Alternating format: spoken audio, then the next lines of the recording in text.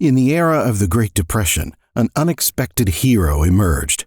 Notorious gangster Al Capone, known for his ruthless empire, shocked the world with a surprising act of compassion.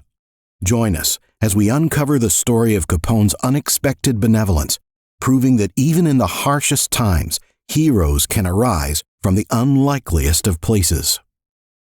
In the heart of Chicago during the bone-chilling November of 1930, a different side of the city's most infamous character emerged. It was a time when the United States was gripped by the Great Depression, a harsh era of economic turmoil. And amid this hardship, thousands of Chicagoans found solace in a surprising source, none other than the notorious gangster Al Capone.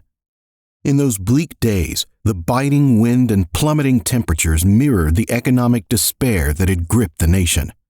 The jobless, their spirits as low as their empty pockets, formed long lines outside a recently opened soup kitchen. With coats serving as their only shield against the piercing cold, they shuffled towards a welcoming banner that read free soup, coffee, and donuts for the unemployed.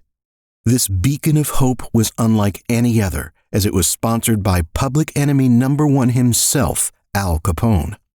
His name, synonymous with crime and violence, seemed an unlikely candidate for philanthropy. His empire was built on a foundation of illegal activities, bootlegging, prostitution, and gambling, fueled by extortion, bribes, and even murder. The infamous 1929 St. Valentine's Day Massacre, in which he ordered the execution of 7 rivals, had solidified his reputation as a ruthless gangster.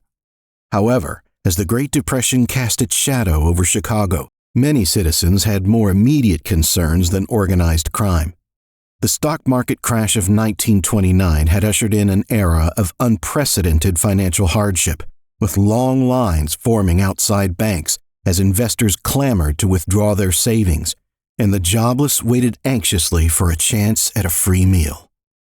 In early November 1930, over 75,000 jobless Chicagoans stood in line, eager to register their names for any assistance they could find. Shockingly, nearly a third of them were in desperate need of immediate relief. Notably, the stereotypical image of an untidy, homeless individual was missing from the lines. Many of the unemployed were well-dressed, highlighting how the economic downturn had affected people from all walks of life. Just a week later, the Chicago Tribune revealed a surprising revelation. The mysterious benefactor who had rented a storefront and set up the soup kitchen at 935 South State Street was none other than Al Capone. His soup kitchen operated with a generous spirit, providing breakfast, lunch, and dinner to an average of 2,200 Chicagoans every day. A friend of Capone said he couldn't bear to see those less fortunate suffering, and it seemed like nobody else was doing much to assist, so he took action himself. Inside the simple soup kitchen, kind-hearted women in white aprons welcomed guests with happy smiles. For breakfast, there was coffee and sweet rolls. For lunch, steaming soup and fresh bread. And for dinner, the same nourishing soup, coffee, and bread. Second servings were generously offered, no questions were asked, and there was no need to prove one's level of need. Thanksgiving in the United States is a special time when we're reminded to think about the struggles of others. It's a time for communities to join hands, united by common values. But did you know that the tradition of giving out Thanksgiving turkeys has a connection to the Mafia? Yes, it all started with Al Capone. On Thanksgiving Day, he pledged to donate a whopping 5,000 turkeys. Some stories say that in 1930, instead of the traditional Thanksgiving meal, 5,000 people were treated to a hearty beef stew. He had originally planned a traditional Thanksgiving meal for the less fortunate, but he heard about a local heist in which 1,000 turkeys were stolen. Although he had no involvement in the theft, he feared being blamed for it and made a last-minute menu change, offering comforting beef stew instead of turkey and cranberry sauce. His soup kitchen added another layer to his enigmatic reputation, earning him the moniker of a modern-day Robin Hood among a segment of Americans.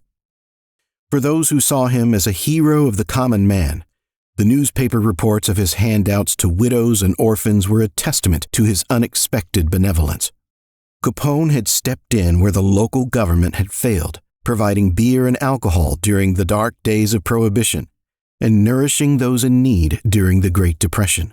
Hunger trumped principles, as people in dire straits found themselves grateful for the generosity of a notorious gangster.